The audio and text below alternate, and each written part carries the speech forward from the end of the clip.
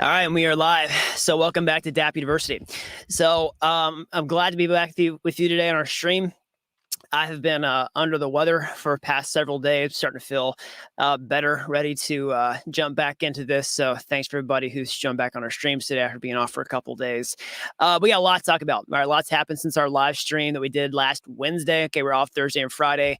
The big things that I want to hit right now that has to be addressed is what's happening right now. Our international conflict over in Europe. Again, we're in the United States.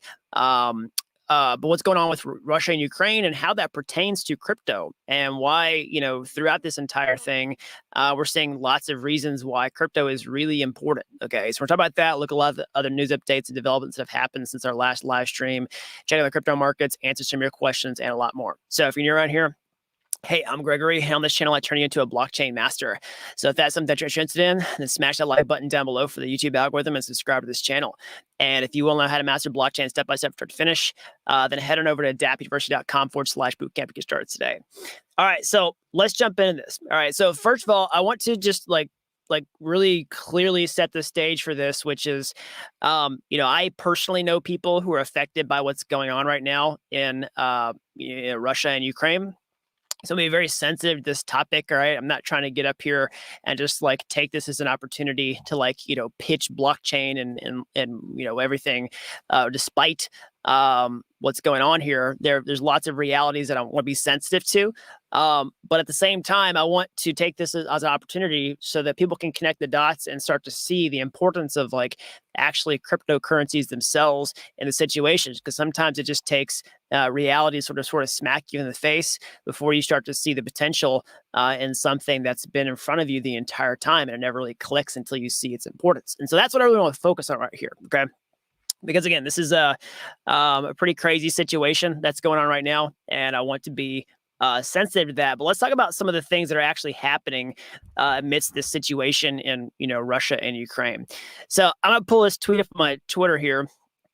Okay, so I'm actually going to also share my screen here. I'll bring Walshy onto the stream if you just joined the live streams for the first time in a while. Walshy is my co-host who's been helping me prep for these streams, add a lot of value. If you have any questions or if you have any ideas you want to talk about on the stream, definitely you can hit up Walshy on Twitter, submit any ideas that you want to right there. So anyways, let's start up here. So I found this tweet that I saw floating around here. So it's my Ukrainian credit cards don't work anymore. I'm safe physically in Kazakhstan, but my savings are gone. So crypto is the only money that I still have. And today I can say without exaggeration that Bitcoin, Ether, and NFTs are going to save my life while I can't come back home. Okay. So we're seeing stuff like this. Of course, one big, problem with what's going on right now. This is a lot of people who are sort of caught in the crossfire of what's been happening with the sanctions that are going on. Just a lot of the back and forth where people are denied access to their own funds, and that's one huge use case for crypto right now, which is basically people having a non-custodial asset where you can control your own money and you're able to have some sort of safe haven where you can store that value. Okay. So in addition to that permissionless aspect of the financial system as well, we also have some really tragic, really tragic news here of what's going on with the Russian ruble. Okay. Basically lost an insane amount of value overnight. I don't know if it's got the, I don't know if it's got the values on here. Let me see if I can find it. But basically, we're seeing a currency basically tank in real time, which is also another tragedy for the citizens who are affected by this type of thing. So let's see here, Russian ruble. All right, and let's just see here.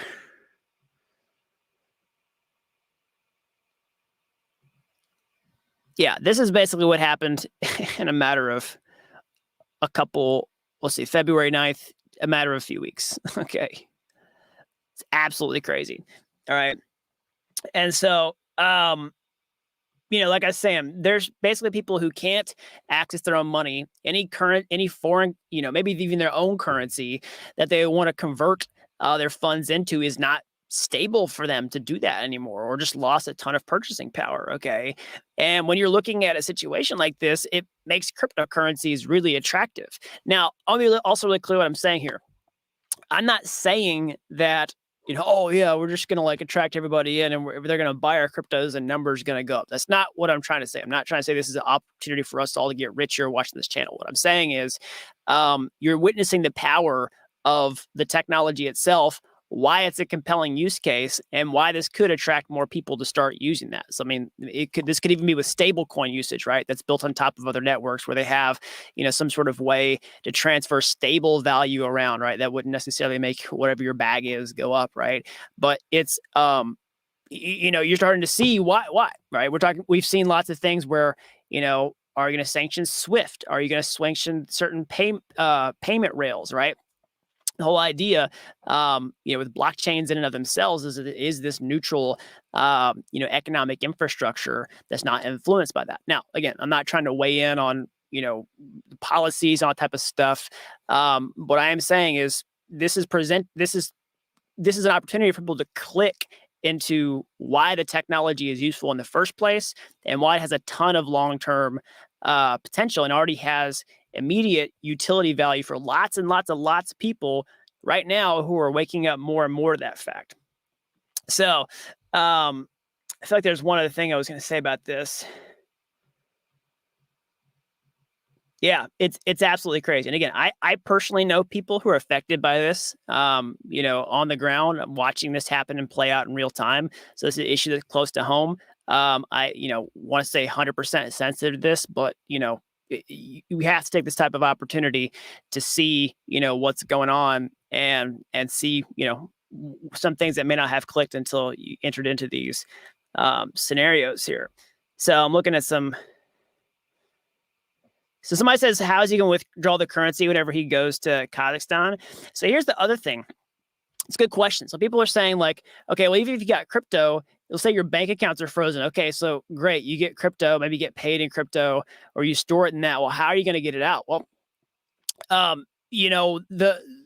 counter argument to that is crypto is getting so much utility that there's lots of ways where you can just use that crypto to actually exchange it for goods and services. And I think one thing we're going to see is a smaller market here of goods and services for these types of people who can't get bank accounts to where they can just settle whatever their payments that they need actually in crypto themselves. And I think that can be something that helps kind of push the space forward, maybe a small amount. I'm not saying that this is going to be like the tipping point that just carries us off in the mat. That's not what I'm trying to say here. But I do think that we will see those types of things pop up where more and more people can get this utility of crypto and not have to actually exit the system where it's a one-way street. Okay.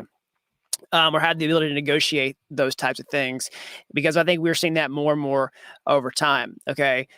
The other point there is, so I actually had one more question pop up that was interesting. Let's see here. Somebody says fiat is about to become obsolete. Yeah.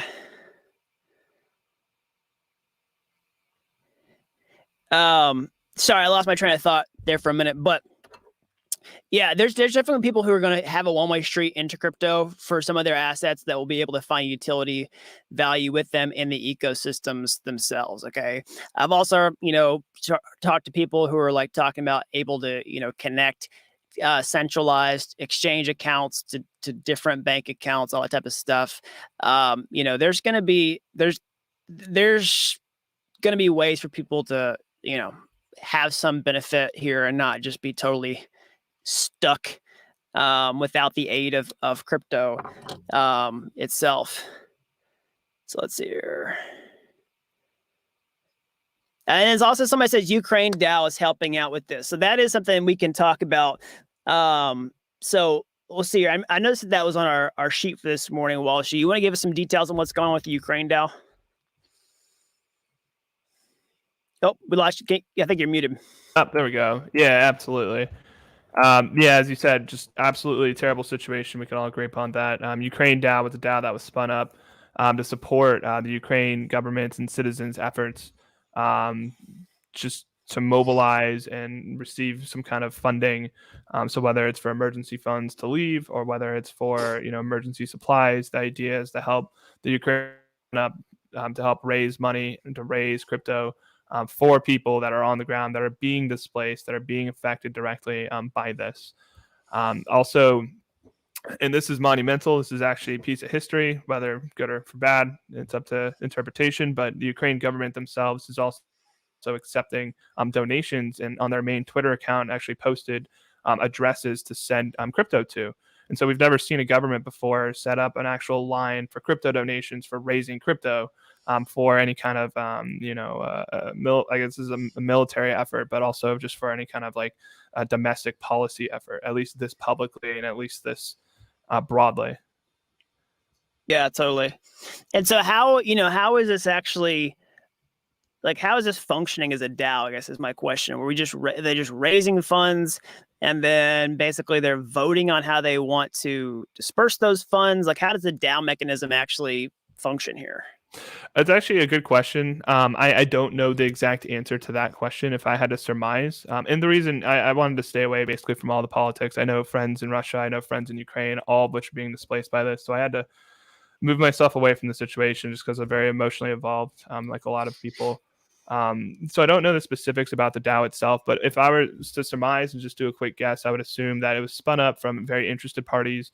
That as a DAO, they would have a community vote and how they wanted to utilize those funds. And so they'd be addressing everybody in the DAO in some kind of snapshot vote or any kind of voting mechanism in order to allocate funds.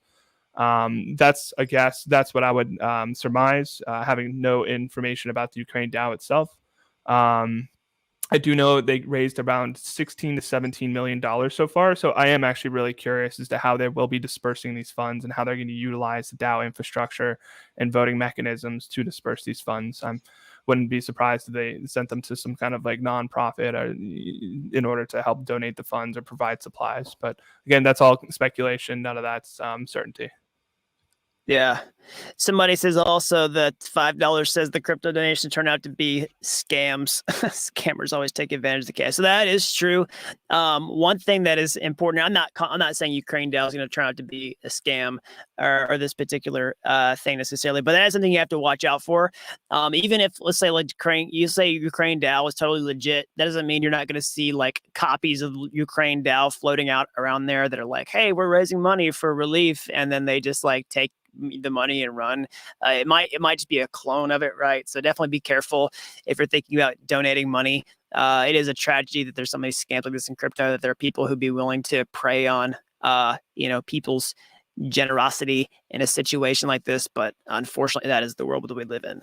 So watch out for that. Let's see here. Yeah, people posting the ticker for the ruble. It's not looking good.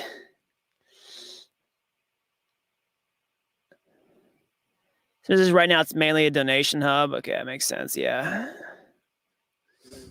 To your point, crypto is seeing and it's not in a good way, of course. No one wants war. I think most people can agree on that. But at least crypto is seeing its use case demonstrated, being able to take your currency, your money with you wherever you go. And you don't need some kind of physical property. You don't need a wallet. You don't need cash. You don't need your credit cards. If you have your seed phrase memorized or you have it written down and in a readily accessible area or way to get to it, then you could run into a situation, unfortunately, like we've seen, where there are refugees, and as they do leave Ukraine and go into the neighboring countries, they would still have access to their money. Better for worse, again, that's up for interpretation. It's a terrible situation, but to see it actually being utilized is just a case for everybody else that's witnessing to just take notes and see how it can be beneficial. Yeah, totally. And honestly, like, when I was kind of getting into crypto long time ago, 2017 or so, basically one of the original sort of like pitches for crypto was like, banking the unbanked, or even be your own bank. Okay. And that's kind of fallen out of vogue, I would say, because honestly, it's like be your own bank is kind of a terrible marketing pitch. Like, who wants to be their own bank? They want somebody else to take care of their money. But like right now, that actually is kind of clicking, right? Like you're seeing utility value in being your own bank. or banking the unbanked, I think is way more a way better pitch, because it has the connotations of inclusion, has the connotations of helping people who don't have access to financial services, which is exactly what's happening right now. But you also see the utility value of being your own bank and being able to travel with your money and have full custody over it, crossing borders and things like that. But when you don't, most of the time people do not want that responsibility at all, which is why a lot of people leave their money on cryptocurrency exchanges, don't custody them, they don't buy hardware wallets, they don't do all this type of stuff, because they just don't want to. Not always for bad reasons, but I think that's just the nature of the thing here.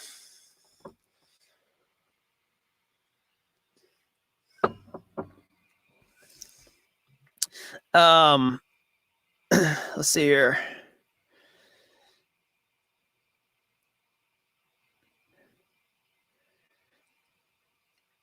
I have a question, but it's unrelated to what's happening right now in Ukraine.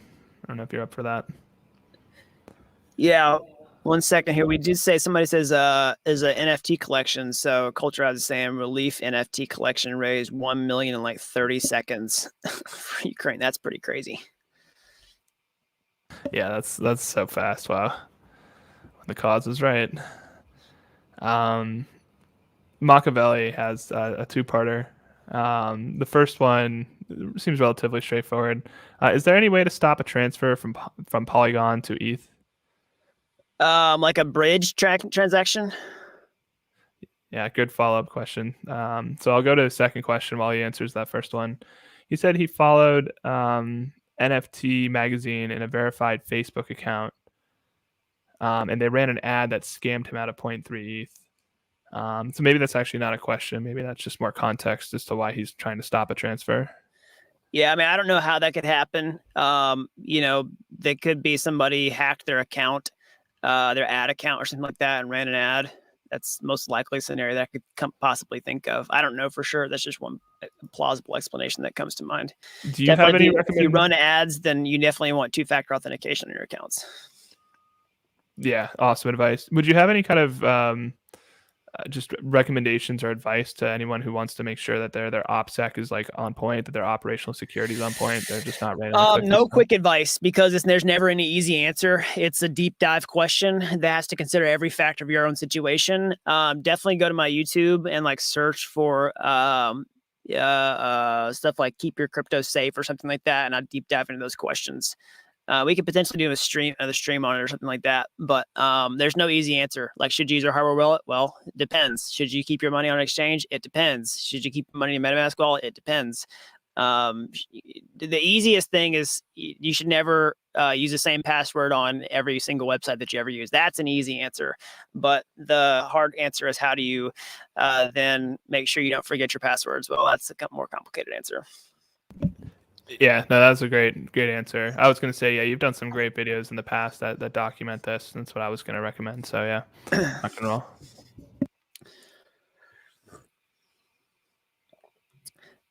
Let's see here.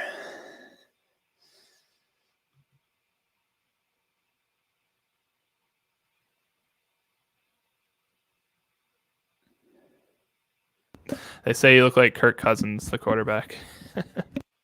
I don't know who that is. He's look it up. He was a champion of mine for a while before he left Washington, D.C. for Minnesota.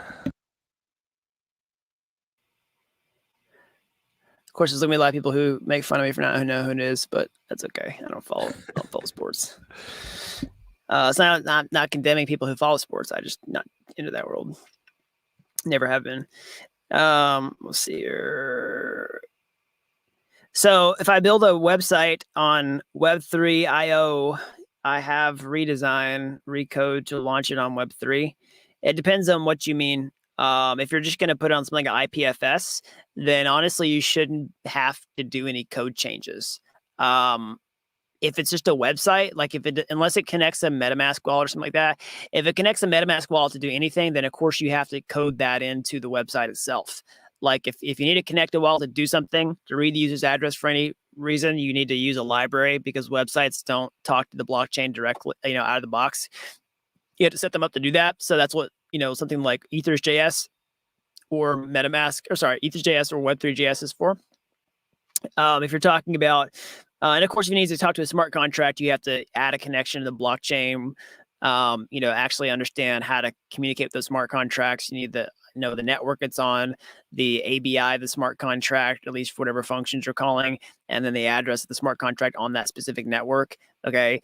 You have to put all that in your website. But if you're talking about just taking an existing website and making it a Web 3.0, like a censorship resistant website that can never be taken down, like you're not paying for the hosting, you just want to put on IPFS, then honestly, there's nothing you have to do in terms of the code. You just have to put it on IPFS. That's how it works. Basically, IPFS is just a distributed file storage system, and then you get a hash, and that hash points to a file or a directory, which means a folder on that file system. Okay. And so in case of your website, you're just going to basically put a folder on IPFS that is the build of your website. So let's say you made your website in React.js, your React.js website has a build folder, like where you've got your source code, and then you've got, the build, which is typically like your source code that's like bundled into this like flattened, like gobbledygook, like not readable JavaScript mess. And then that gets normally deployed to a web server, but you can just take that and then put it on IPFS, and it'll just work, and you'll just have an IPFS link to your website. So somebody says BTC just hit 41K. Let's actually go ahead and take a check on what's going on with the crypto markets right here. Let me just see here.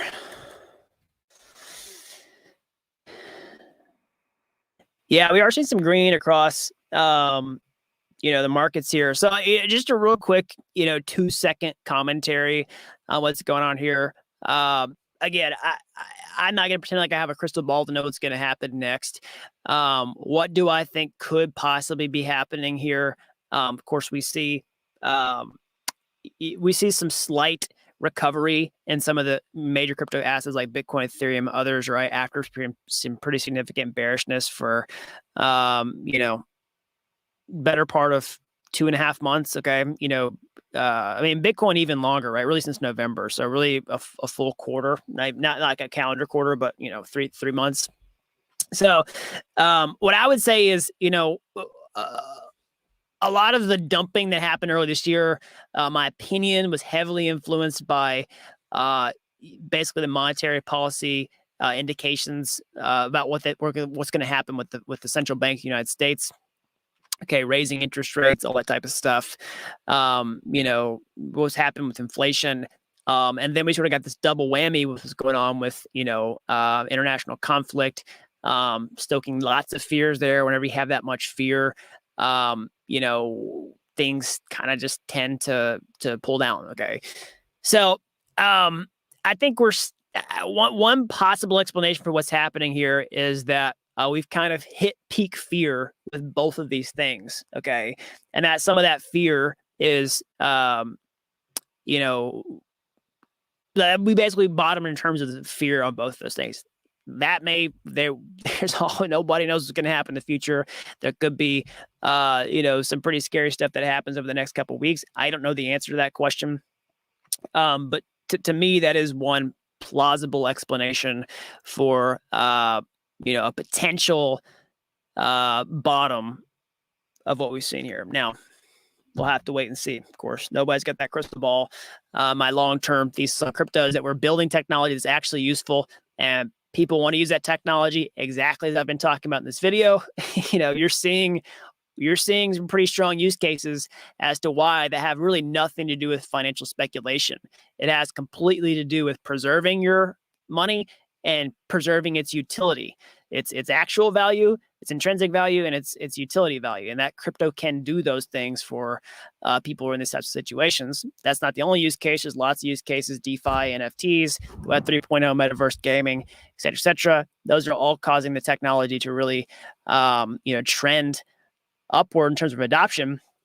And my long-term thesis is always, as that trend continues up, then the prices of the cryptocurrencies themselves will continue to trend higher and reflect that underlying trend, and actually reflect it in an exponential way. So are there booms and busts along the way? I think so, but I think long-term that we continue on that trajectory.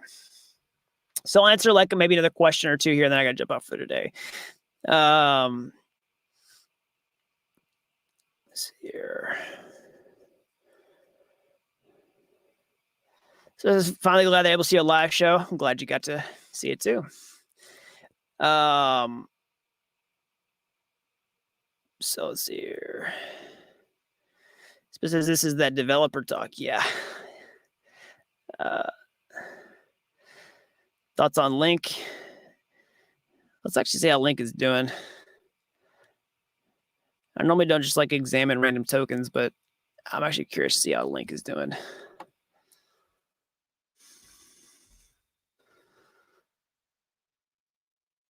It didn't even pull up Link.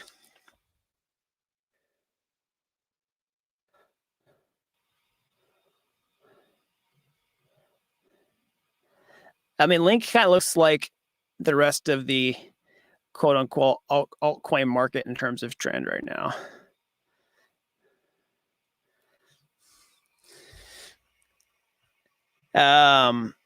Price prediction for ETH and BTC by end of the year. No price prediction. Okay. All right, everybody. That's all I got for today. Like I said, quick recap of what we talked about today.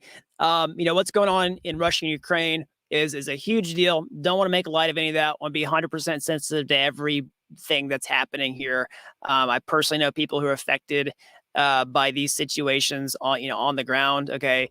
So definitely want to be sensitive to that. Hope everyone is safe out there. If you're watching this anywhere that is affected, if you know anybody who's affected, definitely, safety is our top priority for you all. Let us know how you're doing. If there's any way we can help anybody, definitely you can hit up Walshy on Twitter here. Definitely we'll see that. If you have anything you want to talk about in the streams, definitely check out, hit him up as well. So that's has to be said, but going from there, sometimes whenever these things happen, you just have to use it as an opportunity to see like, oh, this makes sense. This is why you need this. We've got people who don't have access to their money. They can't use it to pay for things. It's losing value.